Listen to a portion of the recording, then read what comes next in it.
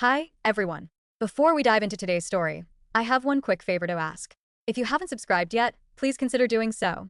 It's fast, it's free, and it really helps us keep sharing stories like this one. Thanks for supporting us. Now, let's get started. My name's Sarah. I'm 38 now, and I've been carrying this story around for most of my life. To put it simply, I grew up in a household where there were two kids, one who could do no wrong, and one who might as well not have existed. Guess which role I got? Up until I turned 8, life wasn't bad. I was an only child and, while my parents weren't exactly overflowing with affection, they were at least present. Mom would sit with me while I worked on math problems or spelling tests. Dad wasn't the warm and fuzzy type, but he sometimes took me fishing on Lake St. Clair. We weren't the perfect family from TV reruns, but it was stable enough. That all came crashing down one night. I still remember it vividly, being jolted awake at 2 in the morning by my Aunt Kelly. She looked panicked, told me to grab some clothes, because Mom had been rushed to the hospital. My new sibling was coming early. Way too early. The weeks that followed were a blur of hushed conversations, sterile hallways, and a constant smell of disinfectant. My sister, Rachel, was born fragile and tiny, hooked up to wires and tubes. She didn't look like a real baby, more like one of my dolls, except frighteningly still. I wasn't allowed to touch her, or even get too close. And that was the first time I felt it. The wall. It wasn't visible, but it was real. Everyone, Mom, Dad, the doctors, was on one side with Rachel, while I stood alone on the other. When Rachel finally came home, our house transformed overnight. It stopped feeling like a home and started resembling a hospital ward. Mom became obsessed with germs and cleanliness. Industrial-strength disinfectant was sprayed everywhere. There were hand sanitizer bottles stationed in every room, like guard posts. The sharp scent of bleach seeped into everything. To this day, it makes me nauseous. But the part that really got me wasn't the cleaning. It was the rule that whenever I showed even the slightest sign of being sick, I was sent away. One sneeze, and I'd be packed off to Grandma Marie's. A mild cough, and suddenly I'd be spending the week at Aunt Kelly's. It didn't matter if I was fine the next day. I was considered a walking biohazard. At first, I thought it was fun. Grandma Marie spoiled me with warm cookies, and Aunt Kelly had an amazing collection of Nancy Drew books that I devoured. But kids aren't stupid. Eventually, I realized the truth. I wasn't being sent away on adventures. I was being quarantined. I wasn't welcome in my own house. If there was even a possibility, I might make Rachel sick. That realization stung. And it shaped how I tried to earn their attention afterward. I went into overdrive trying to make myself worthy. I brought home straight A's. Mom barely looked up from Rachel's medical charts. I won first place at the science fair with a project on renewable energy. Dad told me to store the poster board in the garage because Rachel might be allergic to cardboard dust. Still not sure if that's even a real thing. The most crushing moment came when I was 12. I had spent months practicing for the school talent show, teaching myself to play bridge over troubled water on the piano. The night finally arrived, but Rachel had a slight fever. Barely 99 degrees Fahrenheit. That was enough for Mom and Dad to skip my performance. I played to an empty seat. 2 weeks later, the entire family, grandparents included, showed up for Rachel's flute recital, where she squeaked her way through hot cross buns. Everyone clapped like she was Mozart. Rachel, of course, figured out quickly that she could work the system. By 7, she was mostly healthy, but the sick child role was too powerful to let go of. Didn't want to go to school? Claim the headache. Tired? Get Sarah to do her chores. Nervous about a test? Mom would call the teacher and push back the deadline. She learned that weakness was power. And the more she leaned into it, the more invisible I became. So I retreated into my own little world. My bedroom became my sanctuary, especially after Rachel declared she was allergic to the lavender air freshener I liked. That meant my space was the one place she wouldn't invade. I filled it with books about art history and antiques. Those stories and images gave me comfort in a way my family never did. Funny enough, some of the happiest moments of those years came not from my parents, but from Grandma Marie. She loved jewelry, not the expensive kind, but costume pieces she'd collected over the years. She let me organize them, label them, even make little catalogs. I didn't realize it at the time, but that hobby would end up becoming a cornerstone of my future. Still, the hardest part wasn't just the favoritism. It was the way my parents explained it away. They rewrote the narrative constantly. Rachel just needs more care because of her rough start. Sarah is so independent. She doesn't need as much attention. Sarah understands her sister has special needs. No, I didn't understand. I was a child, desperate for the same love my sister got by default. I didn't know why being healthy somehow made me less deserving. Looking back, I see how much those years shaped me. The constant message that I was inconvenient or even dangerous stuck deep. But it also forced me to be self-reliant. When nobody's checking your homework or cheering at your recitals, you learn fast how to be your own cheerleader. High school tends to divide people into two camps, those who look back with nostalgia and those who would rather forget it entirely. For me, high school was neither. It was a runway, a chance to prepare for takeoff. While Rachel was building her little empire in middle school theater, I was laying the foundation for my escape plan. Every day, I told myself, if no one else is going to invest in you, you have to invest in yourself. That became my mantra. Remember how I used to sort through Grandma Marie's jewelry? It wasn't just a pastime, it was training in disguise. Cataloging her collection taught me discipline, order, and the value of details. In high school, I carried those lessons into everything. My desk looked like something out of an organizational magazine, color-coded notes, index cards lined up perfectly, binders labeled by subject. Rachel loved mocking me for it. Rain Man, she'd call me. But you know what? Those habits carried me further than she could imagine. There was one silver lining to being invisible. No one was watching closely enough to track my failures or micromanage my progress. That gave me freedom. I threw myself into every activity I could fit around my part-time shifts at Carson's Diner. Debate team? Yes. National Honor Society. Joined. Newspaper? Ended up editor-in-chief. Debate was where I truly found my voice. There's a unique thrill in dismantling someone's argument without raising your voice. It gave me confidence I'd never felt at home. It also sharpened my ability to negotiate and persuade, skills I didn't realize would become priceless later. I won state twice. Both times, my parents skipped the competition because Rachel had important soccer games. She wasn't even a starter. She sat on the bench, but somehow her presence there mattered more than me bringing home a trophy. By junior year, my focus narrowed: college. I wanted out, and higher education was my golden ticket. I studied relentlessly, pouring myself into prep books, practice exams, and late-night review sessions. When I finally took the SAT, I walked out with the strangest calm. Weeks later, the score popped up on the screen. Perfect. A 1,600. I stared at it for nearly half an hour, convinced it was some kind of error. I rushed home, buzzing with excitement. Mom was in the kitchen, quizzing Rachel on vocabulary for her English test. Mom, look, I got a perfect SAT score. That's nice, honey, but can you keep it down? Rachel's trying to concentrate. She has a big exam tomorrow. Rachel smirked. Some of us actually have to study, Miss Perfect. Mom soothed her. Don't worry, sweetie, you're just a different kind of learner. And that was that. My once-in-a-lifetime achievement evaporated into thin air. The printout of that score never made it to the fridge. Rachel's C+ in English? That got front and center display with a "so proud of you" magnet. By then, I had learned not to expect recognition. So, I worked silently. When it came time for college applications, I didn't even tell my parents. I filled out every form myself, wrote every essay, requested every recommendation.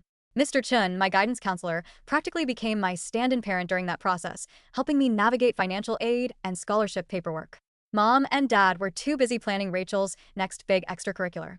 Then the letters started arriving, one by one, in fat envelopes.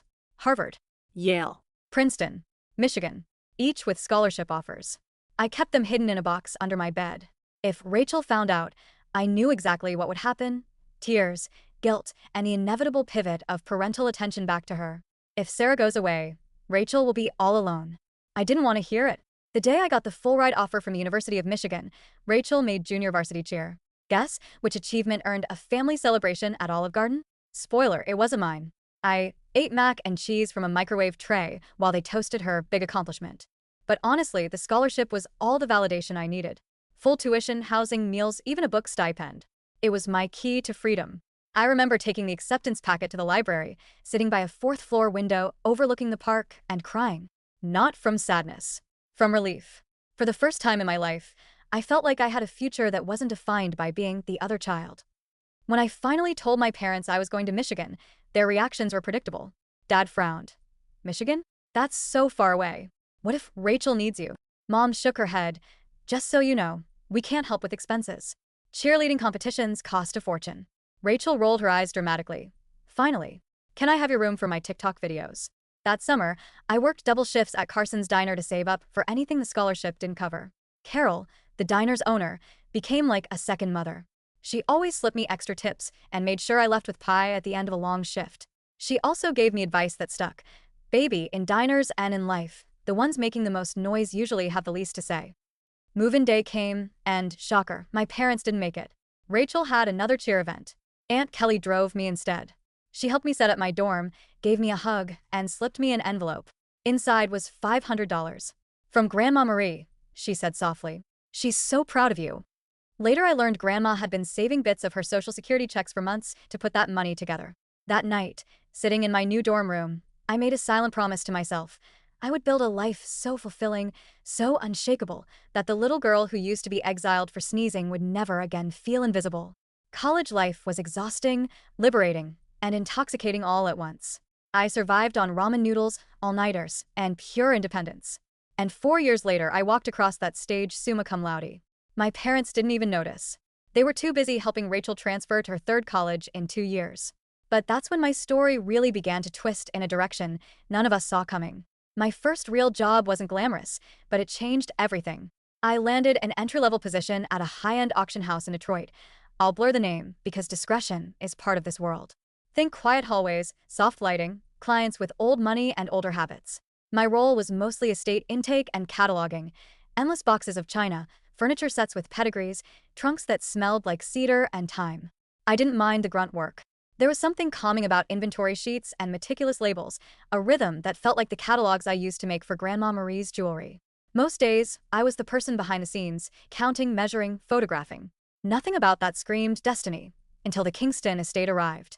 Mrs. Kingston had been a widow with no children and a reputation for flair. Her house, when emptied, looked like a stage set for someone who liked costume changes. Dozens of jewelry boxes were carted into the back room, their contents quickly dismissed as costume. That label, costume, was slapped on half the lots in under an hour. I don't know why I paused on that one brooch. It wasn't flashy, just a compact Art Deco piece with clean geometry and a whisper of sparkle. But the weight in my hand was wrong. Too dense for tin and glue. The clasp was precise, too, the kind of engineering you don't waste on imitation.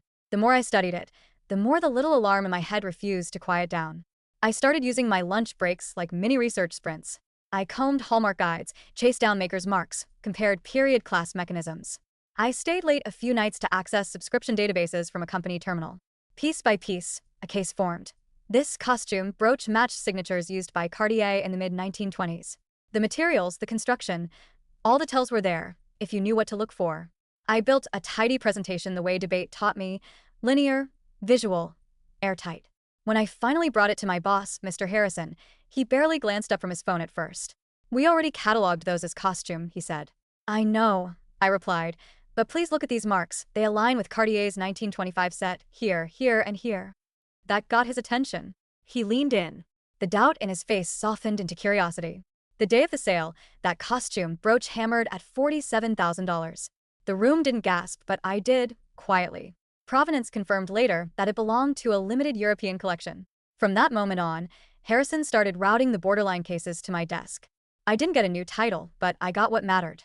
Trust. I went into a kind of monastic mode. Every spare dollar went to courses and reference materials. Weekends blurred into estate sales and quiet hours with a loupe and a lamp. I kept a notebook of authentication procedures, not just what, but why, because patterns explain themselves if you record them granularly enough. Before long, the lucky catches became a pattern. We placed a few pieces with collectors that other houses had waved off as replicas. My commission checks, small as they were, started to grow. My parents didn't ask about any of it. At Sunday dinners, Mom would summarize my career as "she's at that little antique shop" and pivot to Rachel's world. I stopped correcting the phrasing. It felt easier to keep my life in two boxes, the one that paid my bills and the one my family believed in. 2 years in, our team was assigned to a large, old money estate I'll call the Rothschild collection. The jewelry component was serious, trays of Art Nouveau and Belle Époque that made my hands steady and my heart race. Among those trays sat a modest piece that didn't wow anyone. It wouldn't leave me alone. The engraving patterns, the odd tension of the hinge, the way the enamel had aged, it all nagged in a familiar way. I lost a weekend to that piece. Cross-referenced obscure catalogs, read a wartime provenance thread that most people would have skimmed past. Slowly, a story emerged. What we had matched descriptions of a private series jewel from a celebrated French maker, assumed lost during World War II. We authenticated. At auction, it crossed $238,000. Harrison called me into his office afterward. I thought he'd say promotion. Instead, he said, "You're wasting your talent here. You should be running your own authentication firm." I laughed because it felt absurd. Start a firm with what? My thrift store desk and a student calculator? But once spoken, the idea wouldn't go back in its box. I took on a few quiet, freelance verifications after hours. A dealer recommended me to a collector. A collector recommended me to an estate attorney. Word in this industry travels like perfume, softly, but it lingers. One night, surrounded by binders, loops, and light boxes in my little apartment, I realized my life had already shifted. I wasn't just good at this, I was building a method. So I did the reckless, reasonable thing. I leveraged my car, emptied my savings, and signed a lease on a cramped office over a Chinese restaurant. The rent was low because the Wi-Fi barely worked unless you sat near a particular window, and the place always smelled like Kung Pao. It was perfect in the way first offices are perfect, mine. The first months were a quiet panic. At 4 a.m., I'd wait calculating runway, rent, utilities, loan payments, and measure them against a calendar of slim appointments. My desk was a card table from Goodwill. My chair, a curb find I disinfected into submission. I printed my letterhead on a budget laser printer and lined up my tools like talismans. Loop, scale, UV light, microscope, a half dozen reference tomes bristling with sticky notes. But reputation compounds. I priced fairly, wrote reports that were as clear as they were precise, and called clients back the same day. Local antique dealers trickled in first. A few small wins turned into steady work. Then a dealer I knew from the auction house brought me a Victorian-era brooch collection spanning 3 generations. The owner wanted confirmation before selling. I worked for 2 weeks straight, sleeping badly, cross-checking hallmarks with family letters and period receipts. 2 pieces, dismissed as later replicas, turned out to be rare originals. The owner was thrilled. She paid my fee and, to my shock, offered me a 10% commission on the sale. When the dust settled, my share was $86,000. In one swoop, I made more than I had in the previous 2 years combined.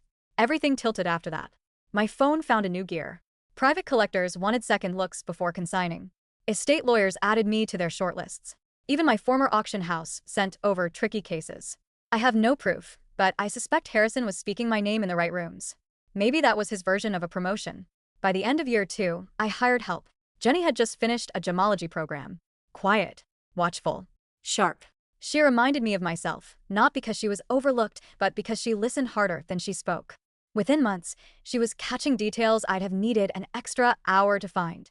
Today, she runs authentication for the firm, and I'd trust her with anything made of metal and stone. We moved out of the Kung Pao suite and into a small downtown space with clean light and thick doors. I invested in proper equipment, digitized our report pipeline, built a secure archive. We didn't market loudly. We didn't need to.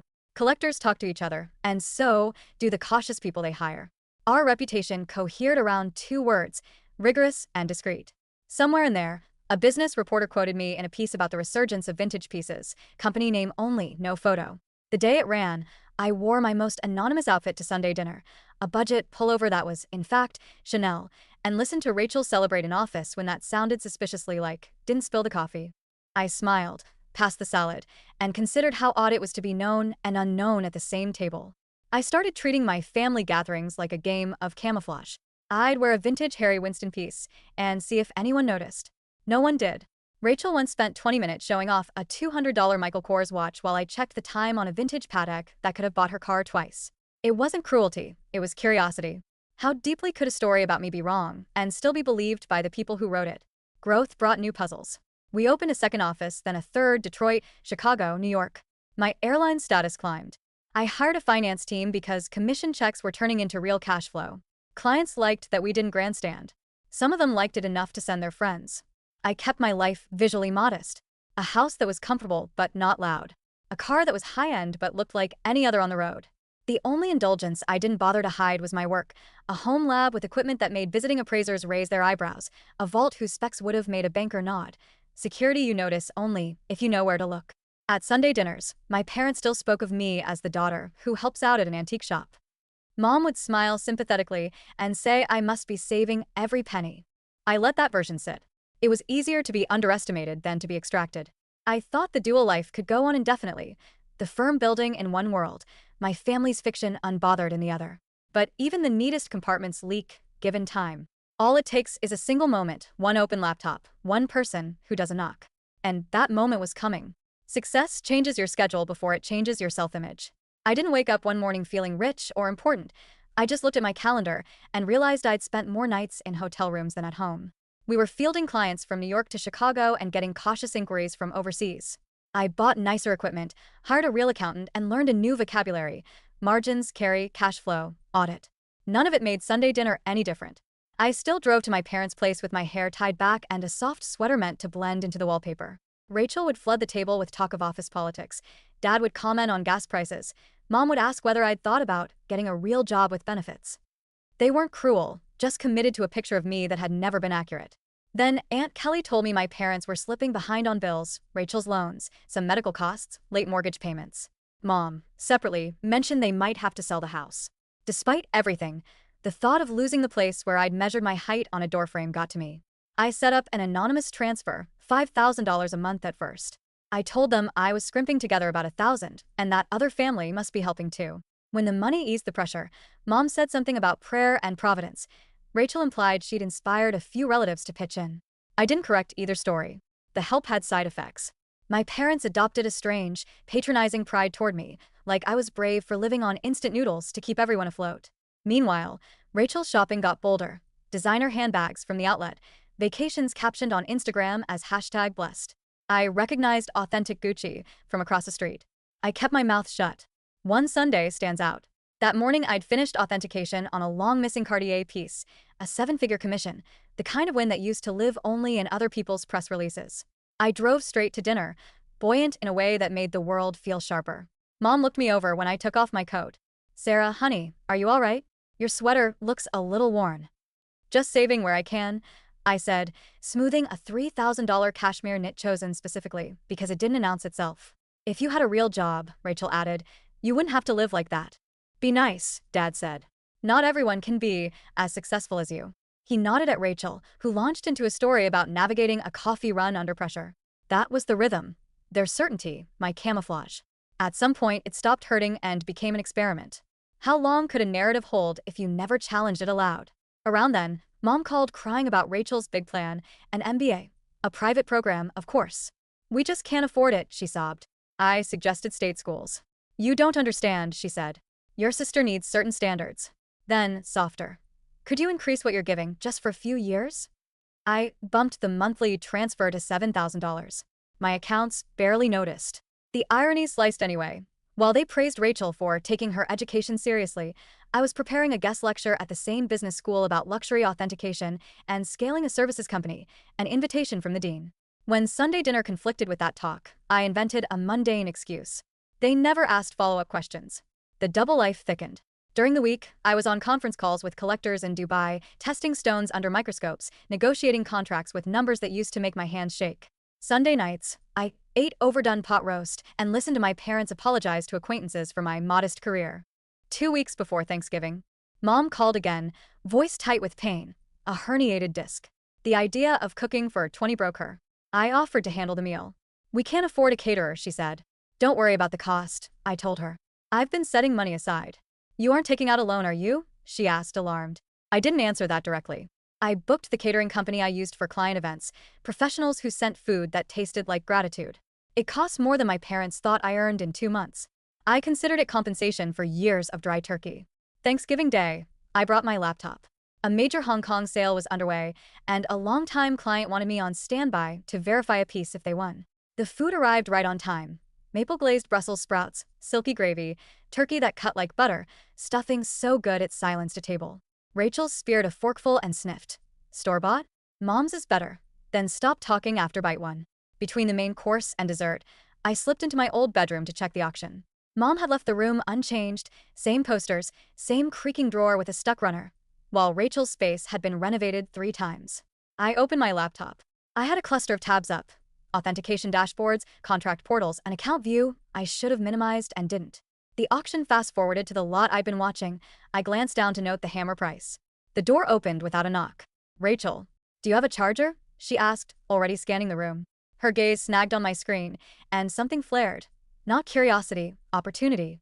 "Let's show everyone what important work looks like," she said, and, before I could reach her, scooped up my laptop and walked back to the table. Picture 20 relatives, aunts, uncles, cousins, warmed by good food and pricier than they realized wine I'd brought. Rachel planted the laptop in the center like evidence for jury and spun it around. Silence. No clink of fork to plate, just the faint tick of the mantel clock I'd given Mom the previous Christmas, a piece she praised as a tasteful reproduction. On the screen, several windows glowed. Current account balance, $12.4 million. Pending authentication contract, $485,000. Recent transaction, $1.2 million. Live Hong Kong auction feed. Quarterly profit summary, $4.2 million. Rachel's face went through stages: confusion, comprehension, vertigo. She took half a step back. "She's rich," she whispered, like it hurt. If a room can get quieter than silent, this one did. Mom laughed, not joy, but disbelief. "Don't be ridiculous," she said. "Sarah works at that little antique shop." I stood, smoothing my deliberately plain sweater.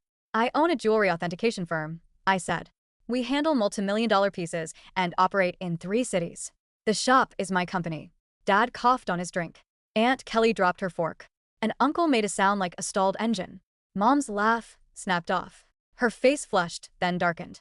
"You let us struggle," she shouted, "while you sat on millions. I've been sending you $7,000 a month," I said, "while hoarding the rest." She pointed at the laptop. "Your sister has loans." That was the first reaction. Not congratulations, not pride, an invoice. Rachel started sobbing, big and theatrical. "You betrayed us." "You should have told me," she said, as if sisterly disclosure was a legal requirement. Dad found his footing in outrage. "We're your parents," he said. "We raised you." I don't remember deciding to respond. The words were already on my tongue, hardened by years of being edited out of the family story. "Raised me?" I asked. "You shipped me to grandma's when I sneezed. You missed every award, every competition because Rachel might feel left out. You didn't save $1 for my college and paid for her private school. I built this on my own. And now you're angry it's real?" Voices rose, Mom with family obligations, Dad with ungrateful, Rachel with sobs calibrated to the room's attention. The caterers hovered with pie, blinking like they'd wandered onto a stage mid-drama. I closed the laptop, picked up my bag, the Hermes Mom had once called a very nice fake, and walked toward the door. Behind me, Mom was already converting my balance into line items. Rachel's MBA, a car, a decent house where we can finally host properly. Outside, the air felt cold and clean in a way I hadn't noticed on my way in. I drove home in the same sensible car my family never looked twice at, a limited edition BMW that wears anonymity like armor. My phone pulsed on the passenger seat. Missed calls, messages stacking so fast the screen lagged. By the time I pulled into my garage, I had 47 missed calls and more than 200 texts. The family group chat spiraled into a bonfire. On Facebook, Rachel posted a manifesto about her millionaire sister, hoarding wealth while the beloved family struggled. High school acquaintances I hadn't spoken to in decades showed up to audit my morals. Rachel claimed she'd spent years helping me navigate career moves from that little shop, and that I'd deceive her. Her best advice to date had been, "Have you tried selling on Etsy?" The next escalation would arrive Monday morning, in my lobby, with all 3 of them demanding trusts and beach houses. But that's another chapter. For that night, I turned my phone off, stood in the quiet of my kitchen, and realized a truth I hadn't let myself say out loud. I wasn't the invisible child anymore. I was the adult in the room, and I could walk away. Monday morning at the office started with an odd hush. Jenny, usually unflappable, met me at the elevator with a look I'd only ever seen on clients discovering a forgery. "They're here," she whispered. "Who?" "Your parents. And your sister." I stepped into the lobby, and there they were. Mom perched in a chair like a queen waiting for tribute, Dad with his arms folded for emphasis, Rachel clutching her Michael Kors bag like it was evidence. They stood when they saw me, the way people do when they plan to deliver a verdict. "We've discussed this as a family," Mom began, sweeping her hand to include the 2 people who had never once asked what my work actually entailed, "and we've decided on a fair way forward." "A family discussion without the family member you're discussing," I said. "Classic."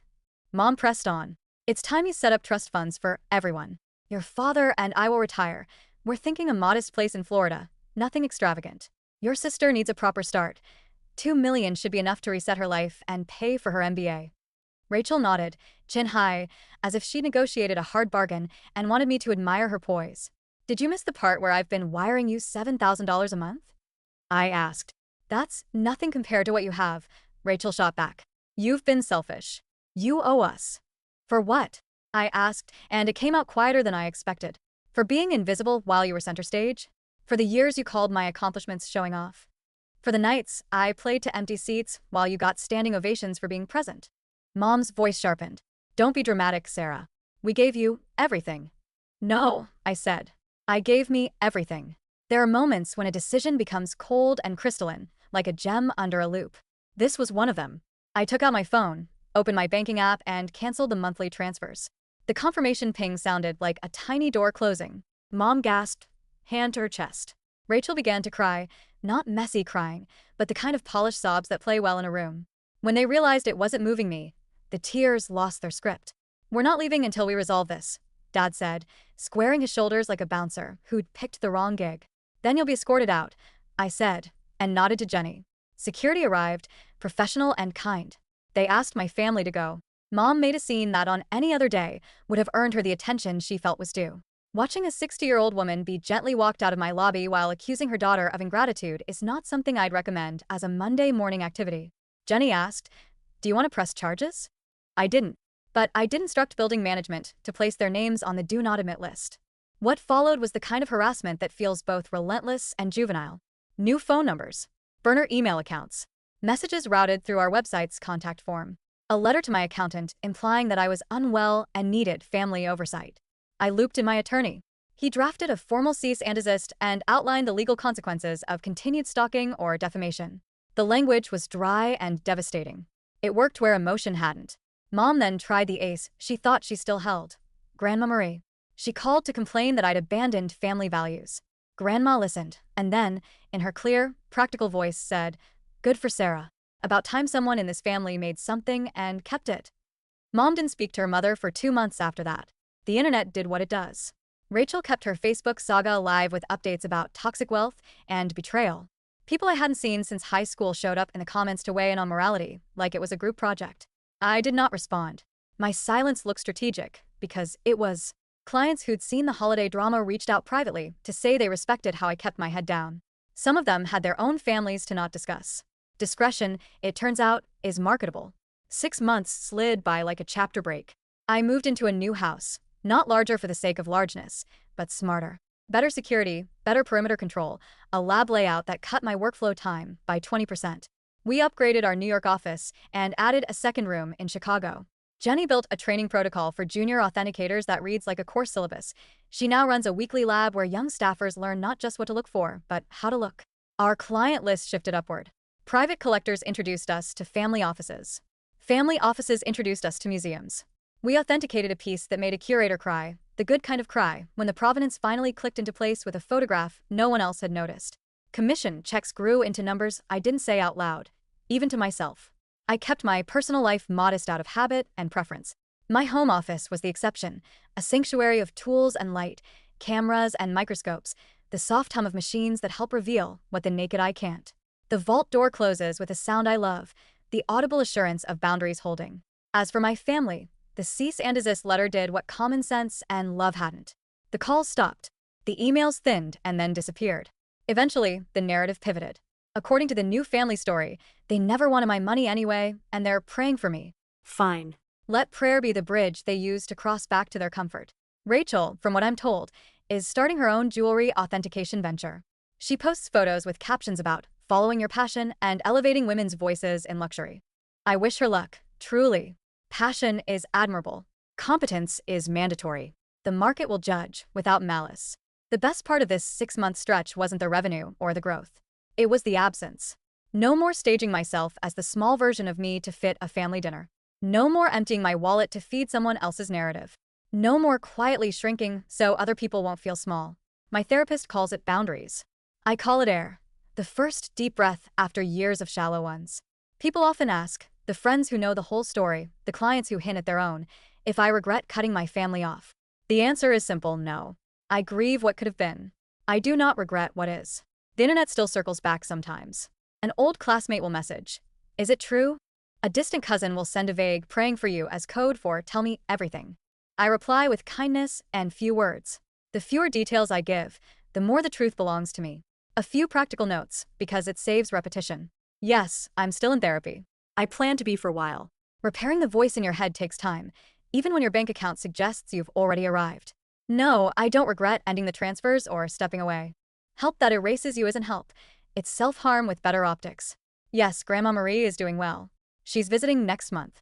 We're going to catalog a new collection together, for fun, not work. I'll make tea.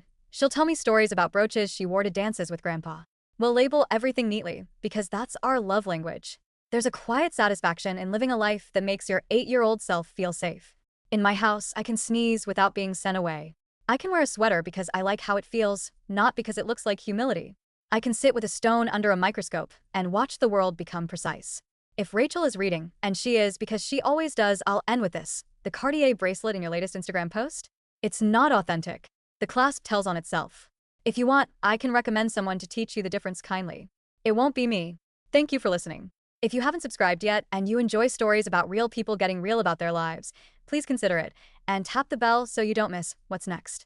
The world is full of quiet truths waiting to be found. Sometimes they're in a jewelry box. Sometimes they're in the story you finally decide to tell.